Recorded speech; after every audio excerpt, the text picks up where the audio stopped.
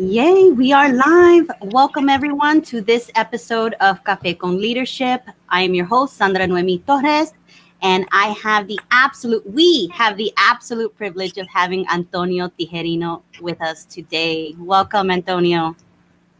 Thank you so much for having me, Sandra. I appreciate everything you do and you giving voice and energy and light in often dark, dim times. So it's wonderful to get that from you right now. I needed it.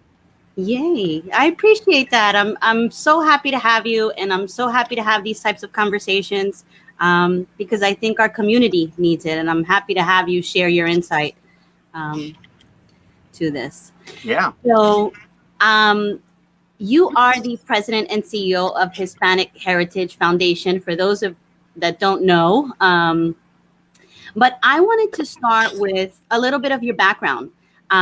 Tell us a little bit about it. How did you get started? How did your background influence your perspective now? Um, Share with us. I mean, a lot of it is throughout my entire career.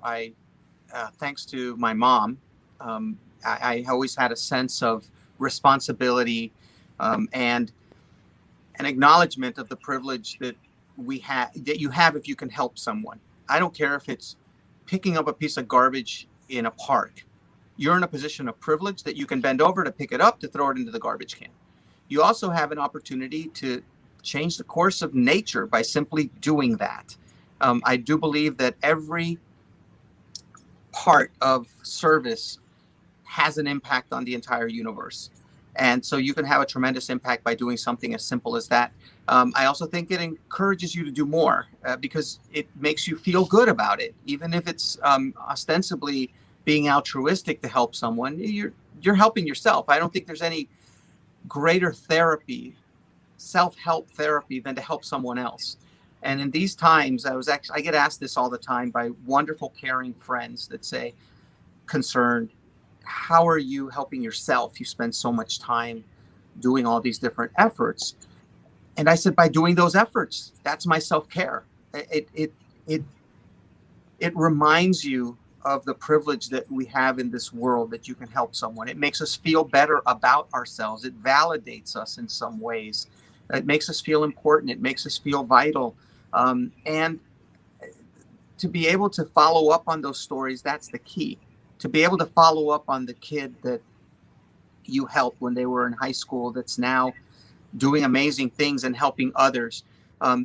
Those are, you feel relevant. And I wish people understood, especially in certain arenas that are so desperately trying to cling to being relevant. You want to be relevant? Be relevant through others. That's the easiest and best way to be relevant, instead of having it be with yourself. So that's fantastic, because I'm relevant all day long because of the impact of other people on the world. It's got nothing to do with me. And when I'm able to partner with somebody like Monica Ramirez, for instance, from American Justice, Justice for Migrant Women, and we were catalysts for an effort with this designer out of LA named Mario de la Torre, and I pulled in the actor Nicholas Gonzalez. We put together an effort where 2 million masks were distributed to farm workers during COVID, for nobly putting themselves and their families at risk so that we can eat and be nourished comfortably in our homes.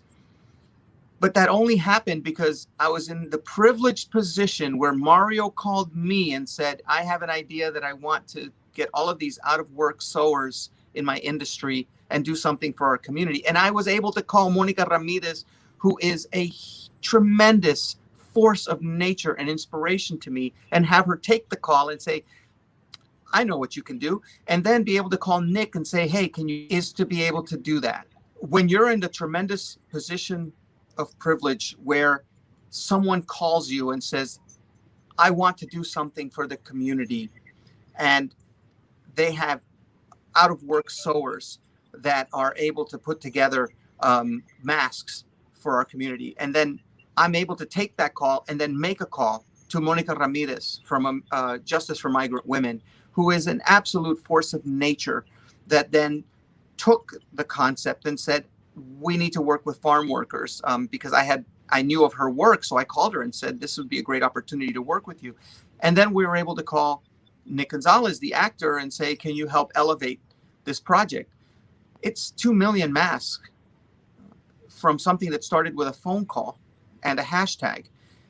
But that's a real tribute to the call that I got and the call that I was able to make, to somebody like Monica Ramirez. And so that's all. The other thing I want to remind people, Sandra, you're as good as the call. Your impact is as powerful as the call you get and the call you can make. Again, it's got nothing to do with you. It's got to do with how you can channel people, mobilize people, but it's got nothing to do with you. And as the more we figure out that leadership is servitude, it literally is following others. It's not people following you. I followed Mario, I followed Nick, I followed Monica Ramirez all day long. And that's how some projects like this get set up. Inspiration comes in many forms at any time. Our job is to put ourselves in a position to be inspired, to have an open mind, to get that inspiration from any place. And that's where wonderful things can happen. Inspiration comes from in many forms at any moment. You just have to be prepared to be inspired. I love that so much. And that's so in aligned with everything that I believe in. And I want to know, like, how you got to start the Hispanic Heritage Foundation, and give us a backstory on that. So I kicked around for a while. I was born in Nicaragua. I came over here as a kid, and then during Civil War, ended up coming back to the United States in a very different position than when I first got here, because we ended up somewhere in a rural Midwest, and the housing situation didn't quite work out, and ended up just kind of getting through high school with just my brother and myself. My mother and my sister had been deported to Paraguay, where they were born. So you start learning and being exposed to different elements. And again, you take it all in, because you're born with DNA, and I think you develop a kind of an environmental DNA as you live your life. So I was able to connect with Midwesterners in a very different way. I was able to adapt in a lot of different ways. I was also able to understand that I never felt like I belonged anywhere. I didn't belong back in Nicaragua. I was the American version of a Nicaraguan. Here, I was still a brown Nicaraguan guy. And in the Midwest, I was not only all of those things, but also a DC guy that suddenly in rural Midwest at that time. But you take all of these things in, and you develop that DNA and that connection, that cultural connection to very different people and very different circumstances, which I think benefits you for the rest of your life. That's where I went to University of Maryland very proudly once I got back to the greater DC area, and worked in public relations for years, and really got to stretch out by being able to take on projects, and you figure out where your strengths are compared to people that you think are intimidating.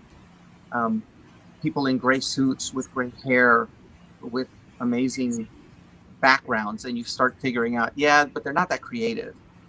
Yeah, but they lack a little common sense. Yeah, they're trying to figure out how to reach X community, and they're not from that community, which means that I'm actually smarter than them in how to reach that community. So you start figuring that out, and you start getting bolder and bolder, and have people in your life that have confidence in you. And then from there, I worked at Nike in communications, which was a great background, and marketing, and then went to Fannie Mae. And there, I met a guy named Dr. Pedro Jose Greer, who's a doctor, a Cuban doctor out of Miami, who got the Presidential Medal of Freedom. He was a MacArthur Genius Award, the best guy I've ever met. And he was the incoming chairman for what was then the Hispanic Heritage Awards, because this organization essentially did the wonderful event at the Kennedy Center that's on TV that I inherited and I continue to do. But when he hired me, everybody else was like, why are you hiring this guy? This guy wasn't on anybody's radar screen. He doesn't necessarily have the pedigree. And I was just this, energetic guy that he took a liking to. Um, and I've always said that as the two greatest motivators in my life have been when somebody believes in me and when somebody doesn't believe in me. And they both work just as well. But it really is a benefit to have somebody believe in you, especially somebody like Dr. Greer. So he hired me and he said, you do whatever you need to do.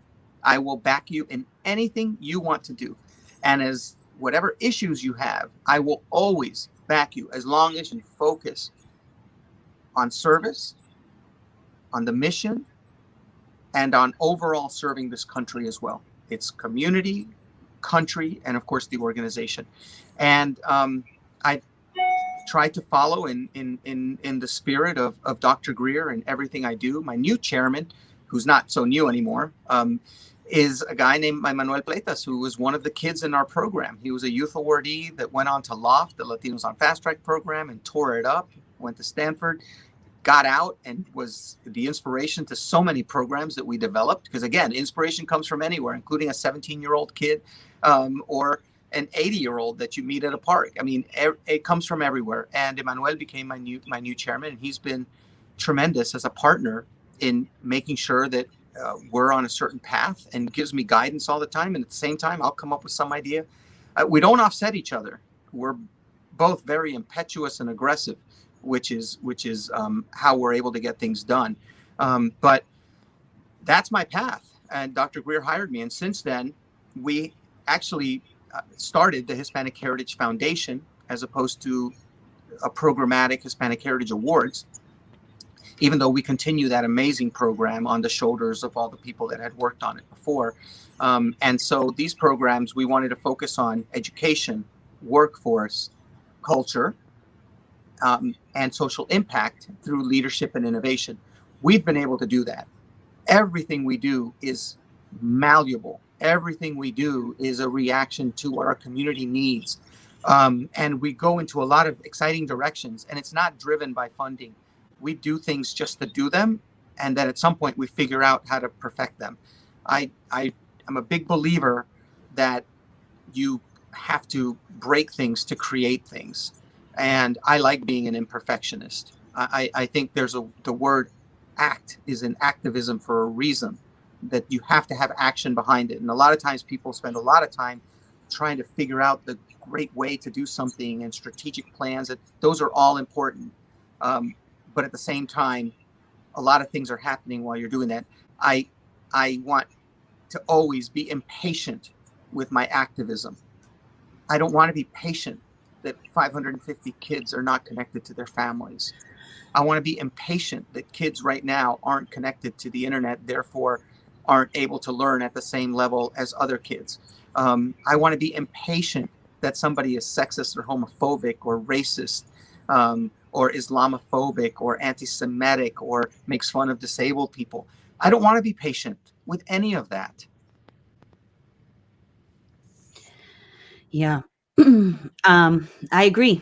And that's why I admire your work and the work that you do, and just the consciousness level where the Hispanic community is today versus, where it was even 20, 30 years ago, the advancement. And I love that you mentioned the going to Nicaragua, and you're not Nicaraguan enough, because those are some of the things, like, that is the Hispanic American story, right? And I think that's where a lot of people have issue with, like, I was born in Puerto Rico, but I grew up in Jersey. Anytime that I went to Puerto Rico, I was not Puerto Rican enough because my Spanish was not perfect. It wasn't good. I spoke slang, or just that Spanglish.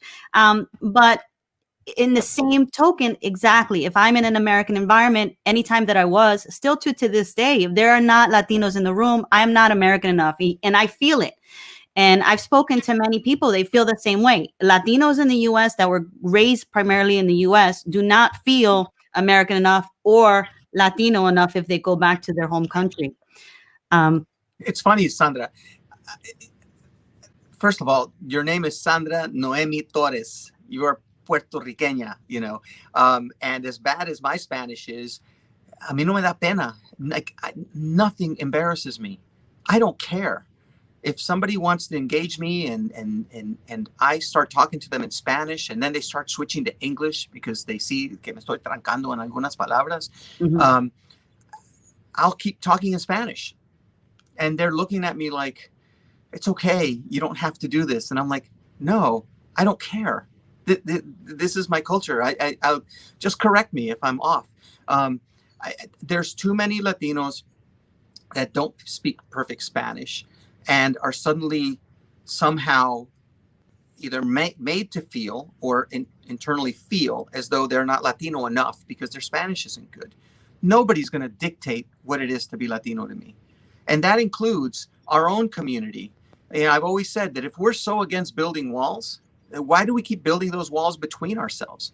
Why is somebody too dark, too fair skinned, doesn't speak enough Spanish, doesn't speak enough English, is too LGBTQ plus or too disabled or too anything? I am so tired of us, after being the victims of bigotry, turning around and doing the exact same thing. Racism within our own community is maddening. And it starts at our families. That's where our advocacy needs to start. And you don't have to be Black to be a staunch activist against racism. And you don't have to be LGBTQ plus to not be offended viscerally by somebody that is homophobic. Or you don't have to be a woman by taking up for talk that happens all the time that is sexist. We have to be able to point these things out. And think about in our own community, certain words that are thrown around. You know, somebody that's disabled. Sí, no conoces el renco. And I know that it's not said with malintent, but these nicknames have to be called out. The calling of somebody, and for somebody that is even not even dark skinned but has dark hair, and el negro, la negra, la india, because somebody's indigenous, el renco, like I said, and forget about the LGBTQ plus community, all the nicknames for those folks. We have to, our activism needs to start in our homes and then spread out from there. And it's got to be in our own community. We should have a roadmap as to what not to do based on what's been done to us. And so it's important that we also look at that as well. And at this time, when we need to support the Black Lives Matter movements and the Me Too movement and other movements, we have to be really, really active to support these communities with no transaction. It can't be that we then want to drift off of it or build something off of it. No, this is when you just support as allies. And at some point, you start building a relationship that's based on authenticity and real allyship. That's how you're going to be able to build those coalitions as you go forward. But it starts with just being an ally and not thinking what's in it for us. Yeah. What do you think are some of the issues that inhibit people from feeling like they have a voice to even do that?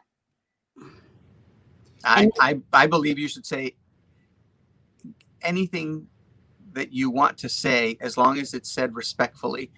I am on phone calls or in rooms all the time, Zooms and everything else, where somebody will slip up and say something, una cosita, that seem innocuous, and you just politely say, you know what does that have to do with anything? And then they kind of say, oh, well, I didn't mean it like that. Okay, I just want to make sure you didn't. And there are ways of just saying it, but we have to say it. And look, I've had to learn a lot of things over the years. I'm trying to get pronouns right. The person that's correcting you also needs to be open to not just castigating you, but to enlightening you and to educating you and informing you into better ways of being. None of us are perfect, and none of us should try to be perfect, by the way. It's impossible to be perfect, but it's possible to be a little better. So I'm going to try to be a little better instead of trying to be perfect. And we also have to work together in that push-pull to be able, again, our focus is not to castigar. Our focus is to inform and to educate, and to, by the way, to be educated. Oh my goodness, I get educated every single day, and I welcome it. I love that, and I love that you mentioned those things. It is. We have to be more understanding of our own voice, and that's really is like tapping into our potential, tapping into our voice, because everybody has a particular gift and message to the world. Now, one of the things that I specifically want to also talk about is Hispanic heritage. I'm just even from my own background, and not uneven understanding, right? I came here, I grew up in the US. The first time I really dove deep into my background was when I had to write a paper in high school. And I realized, wow, okay, this is what I'm made up of: Tainos, African slaves and Spaniards. And this is my background. And I dove into books, but life happens, you grow, these are not things that you particularly hold on to. I mean, and you do emotionally, like that's your culture, but it's not talked about. And I think culturally, from the different countries that represent the Hispanic community, there's a lot of untold history that's definitely not taught in American schools. And when I watched John Leguizamo's, Yeah, I saw that. yeah, I was emotional that whole performance, and it really awakened me and made me even more emotional to the baggage that we all carry, intergenerational, right? I think that Yeah. we carry it through, and there's a lot of Latinos walking around not knowing why they do certain things, or not understanding what those emotions are within themselves.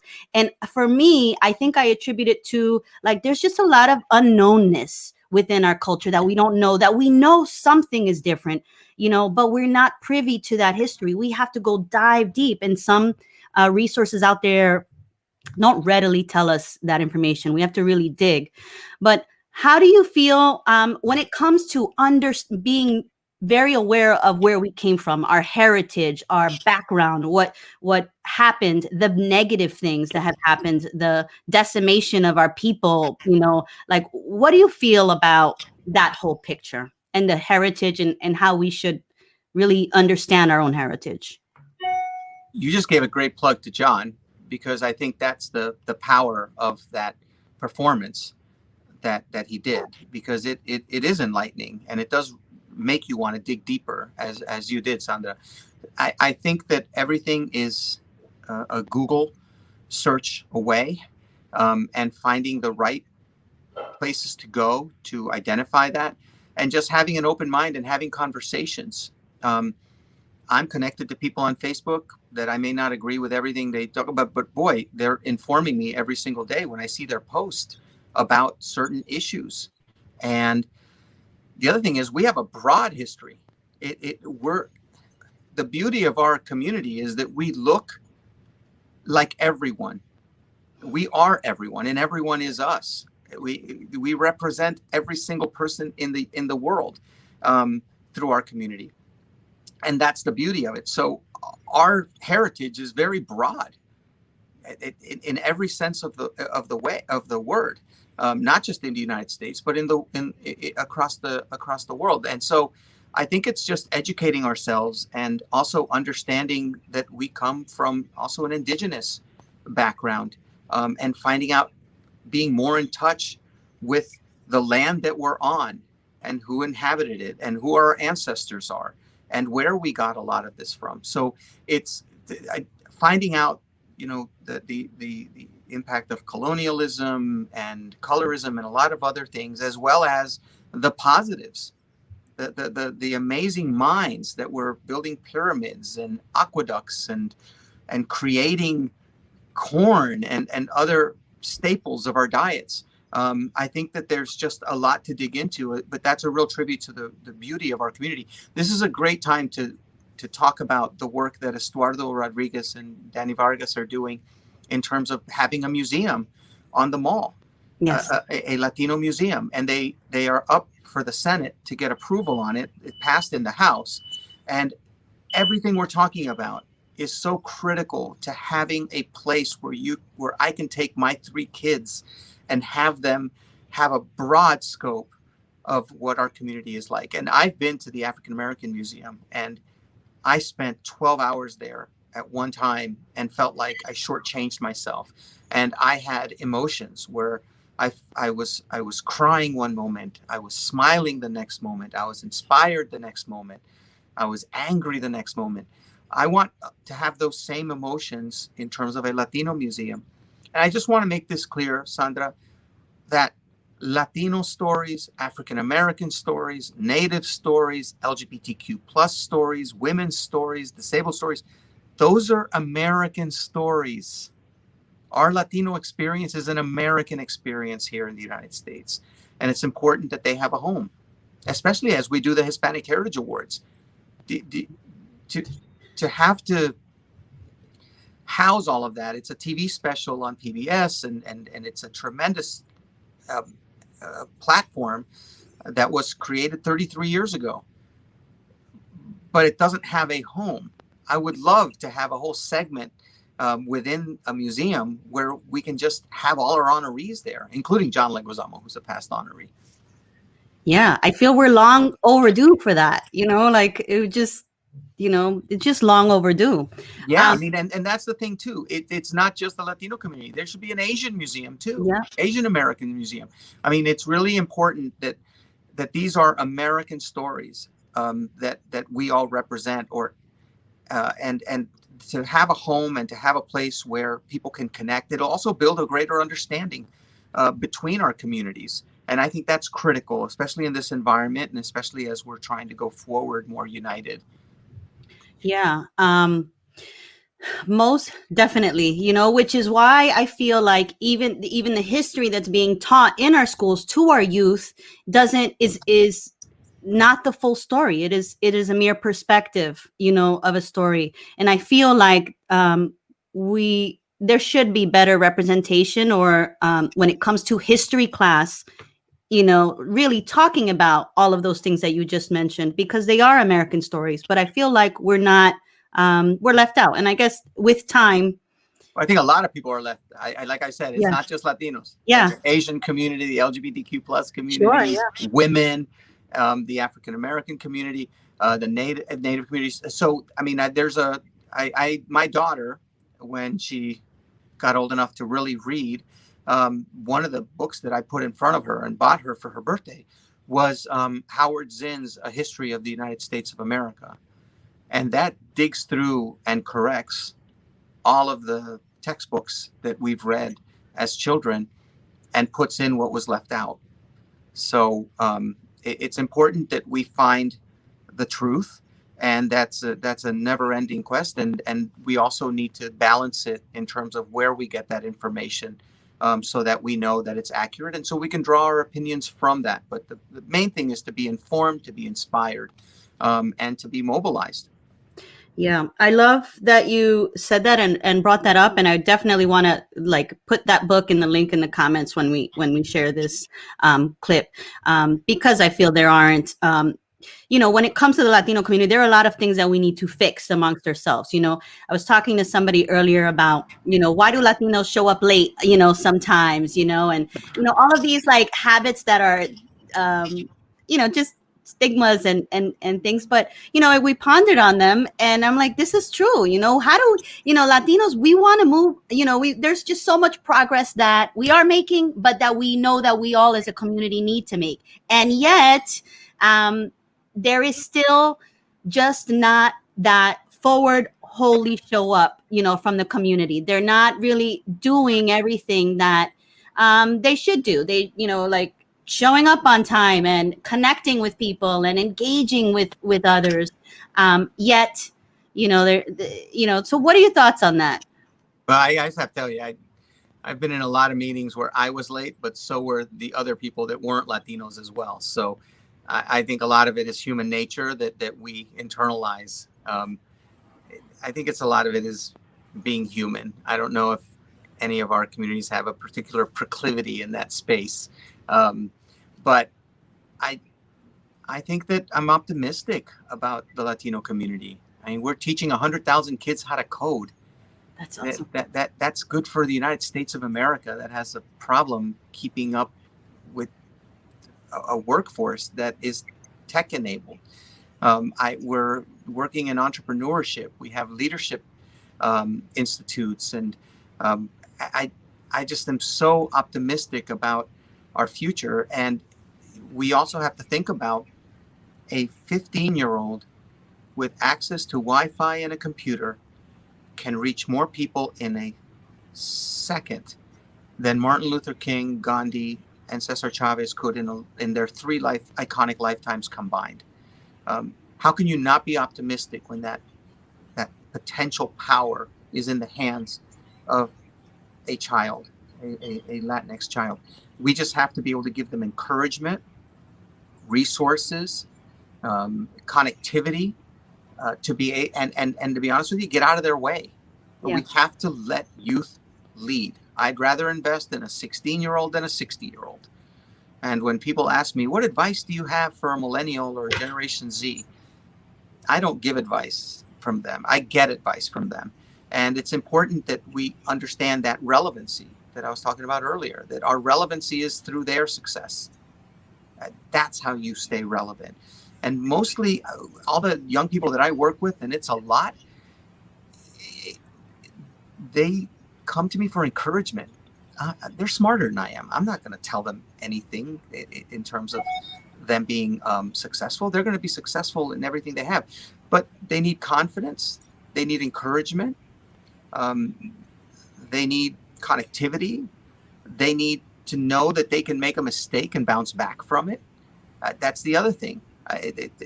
We put a lot of pressure on ourselves. If you're starting a business, if you're doing this podcast, you know, if you're doing a movie as a movie producer, you're going to think, this is it. This is my one chance. If you're running for office, you always think I only have one chance. No, you don't. I was talking to a young man who I mentor that messed up on something, and he called me up like paralyzed. And he was just like, I don't know what to do. I messed up. This is my one chance. I'm not going to be able to do this and this and this. And I was like, you're allowed to make a mistake.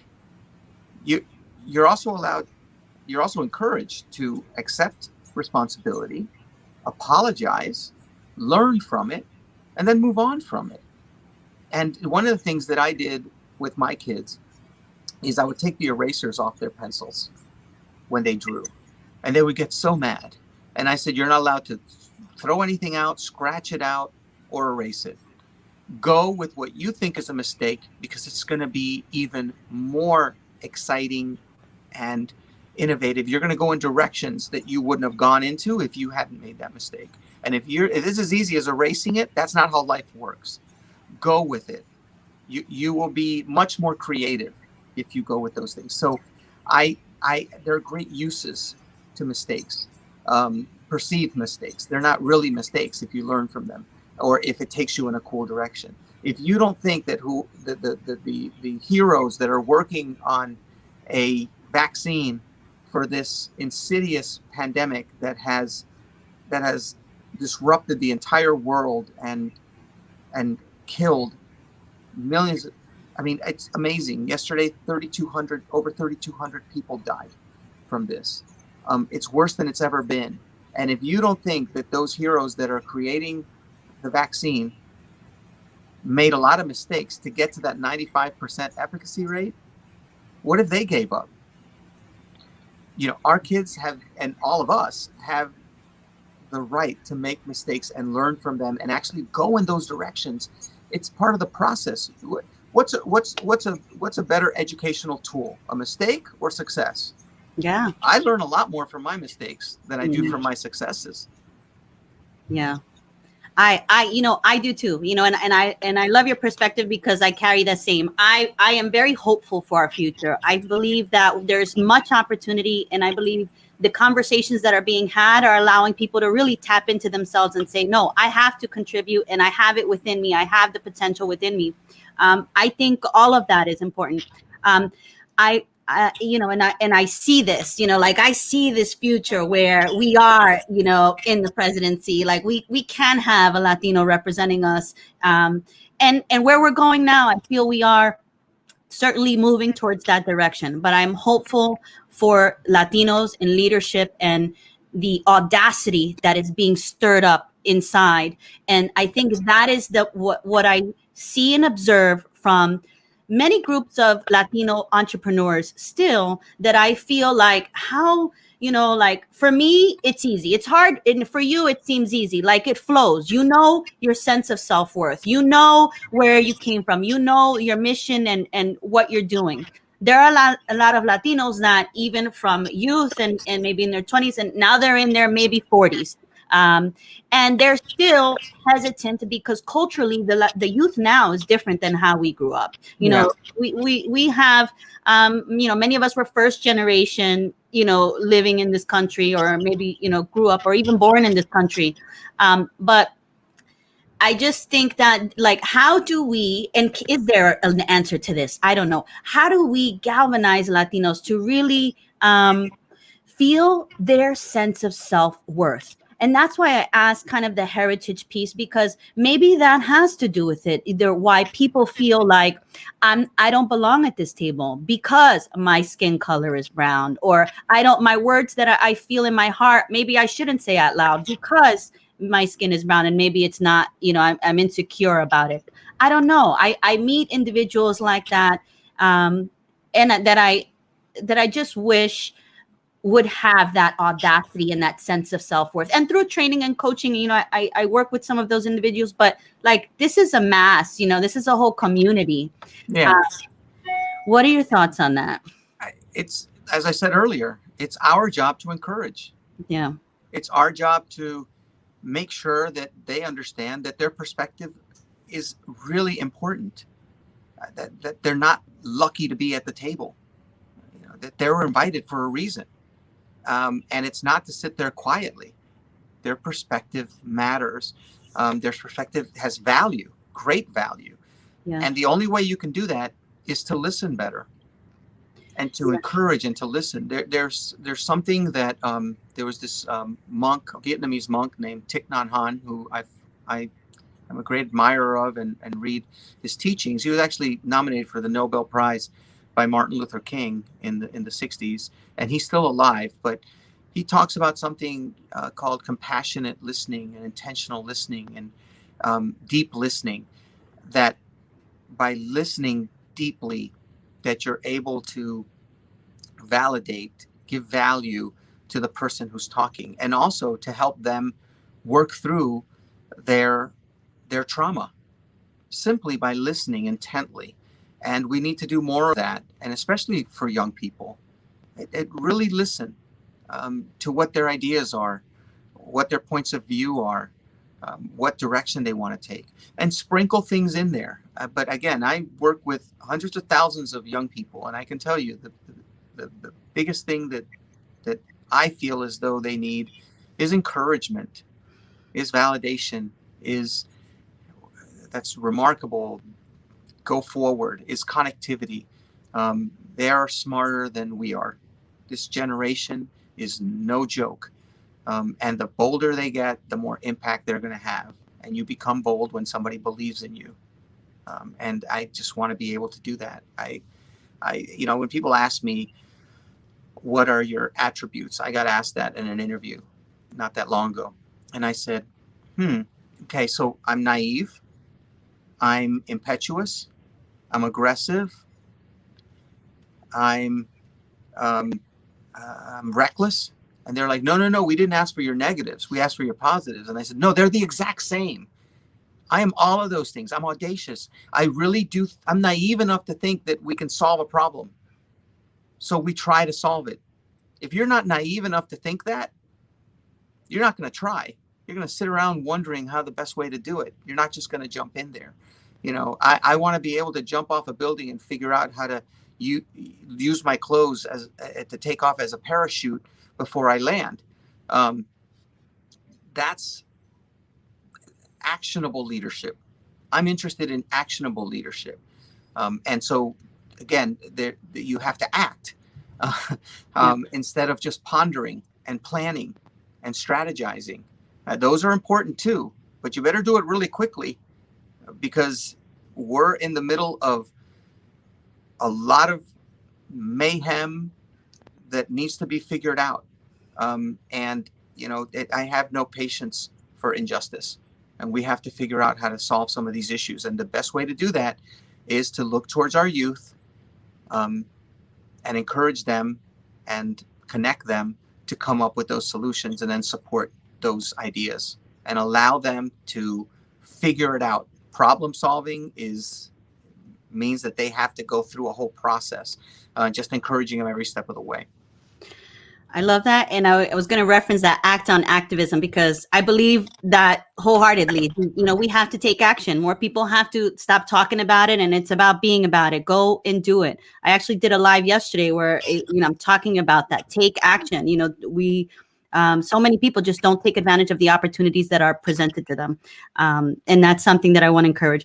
Talk about the youth a lot. And I know you do a lot of workshops and things like that.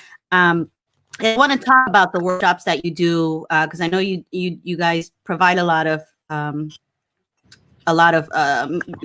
for the community as a whole, which is why I kind of, before we get into that, like I think for me, I think the 30 to 60 age group is just as important as the youth right now. Um, why do you think the youth more is maybe like yes, they the future of our, but I also feel like we are aging younger today, in this day and time, and we have opportunity and years ahead of us that we have to do what we need to do to make sure that we are helping the youth the right way. Would you have any ideas for like this generation? um Well, I mean, the first thing I want to tell you why I focus so much on youth is for our solutions. And by the way, youth is also how you define it. If you're looking at it as 40 and under, um, I'm in my late 50s, so I'm going to look at youth very differently than you might. But it's broader for me. But over one third, over 1 in 3 Latinos is 18 or under. So it's simple math if you're looking to where your investment should be, as far as I'm concerned. Um, that's where different ideas are going to come from. That doesn't discount the need for somebody that's 30 years old that can have a tremendous impact. I mean, to me, that's youth anyway, by the way. And a lot of them have been around and transitioned from the time that they were in, 18-year-olds at one point that I now know that are like 30, 35, 40 that are doing amazing things, and we stay in touch with them. But they need to be connected to somebody that was like them when they were 17. That's the ecosystem that we need to build. That's the impact of Emmanuel, who I mentioned, that was my chair, or Monica, Villarreal, that's on my board, and Lisa Juarez, that's on my board, or Jonathan Padilla, that's on my board. They're all past youth awardees. They're all past lofties. I've known them since they were 17 years old. Now they're my bosses for a reason. and a lot of what we create is based on their ideas, but they're now in their late 20s and early 30s. But I still consider them the leverage point to reach even younger. So to me, it's simple math. I don't know if you know this statistic, but the most populous age for non-Latinos in this country is something around 55. That's the age that has the most people of that age. For Latinos, it's 11. So we need to invest in the right places, but that, of course, we're also investing in a 60-year-old brilliant mind or a 50-year-old. But I think my investment in somebody my age is, how can I get somebody my age to help somebody that's 25 years old or 30 years old or 15 years old? So that's kind of the model that I've always used. And it's interesting too, when people, and I the name of your podcast is Café con Leadership, and a lot of people are very gracious and call me a leader. And I'm like, I don't lead anything. I get led by my community. It's not the other way around.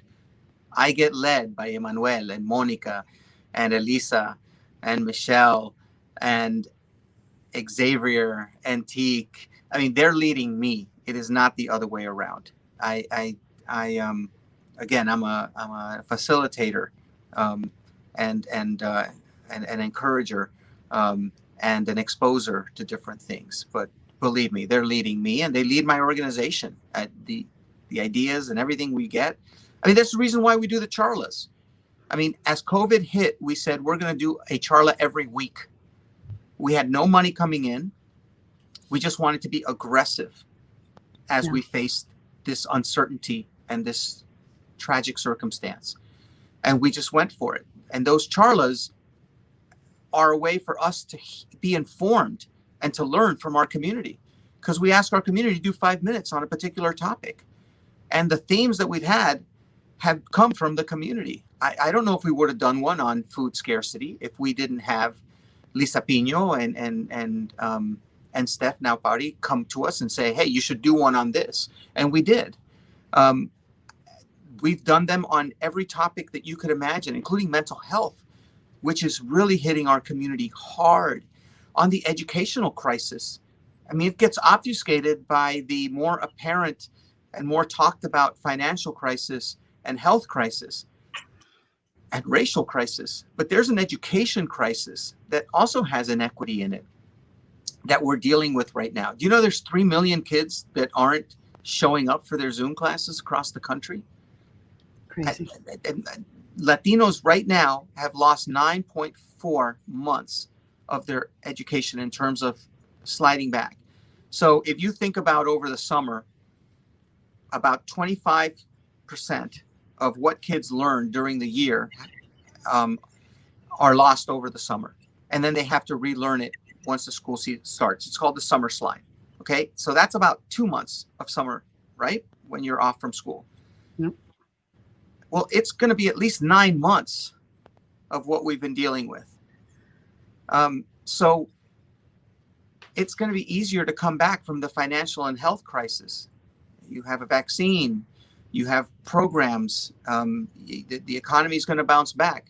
But some of this is going to be lost year of education, which is going to impact you for the rest of your life, and the mental health part of it even greater. There's real trauma that we're dealing with.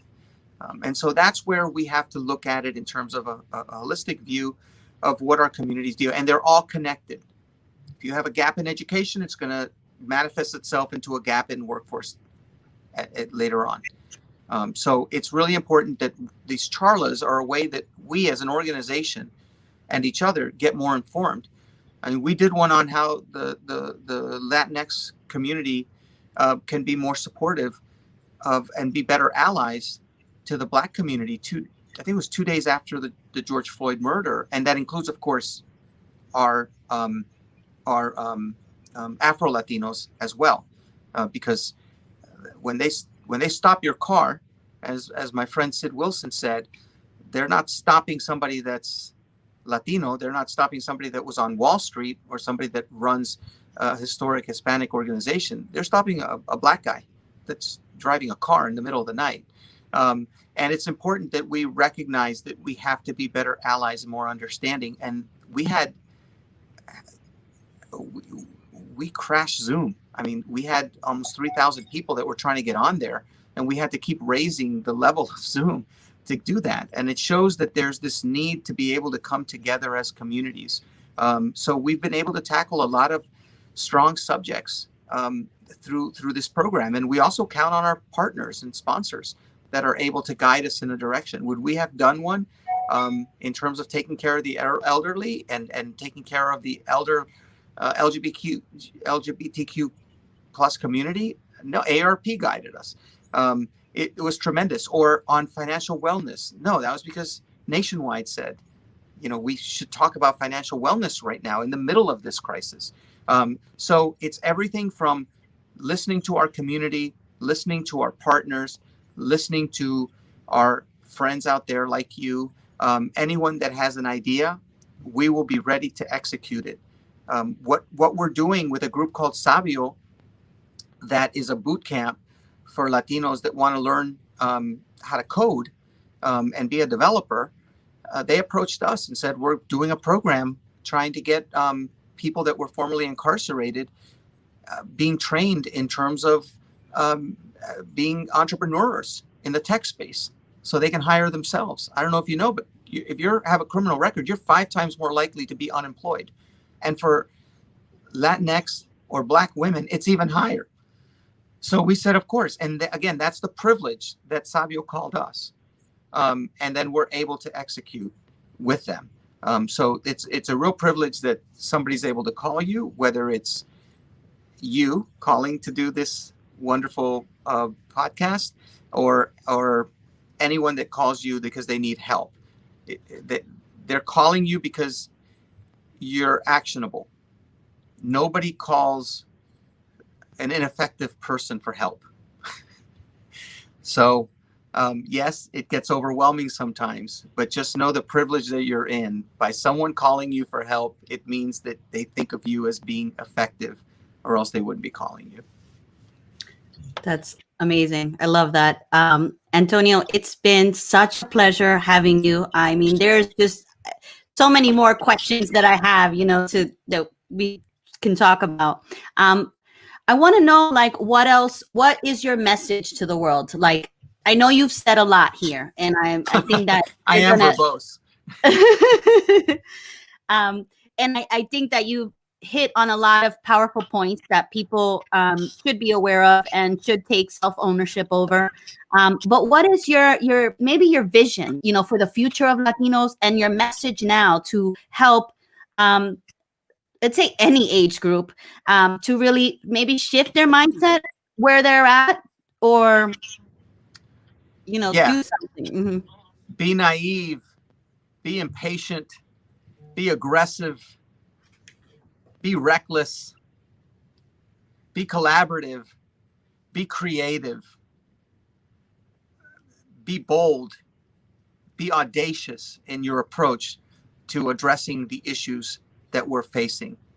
And as always, be empathetic. And so it's a recipe for great impact, if you're able to do those things, and understand that if you're in a position to help, to serve, you're in a position of privilege. And real leadership is servitude. I love that so much. It's such a great reminder, and I so appreciate you and all the work that you do, to really get the community informed about a lot of these things. And you just, I just admire your work overall. So I'm so thank happy. you.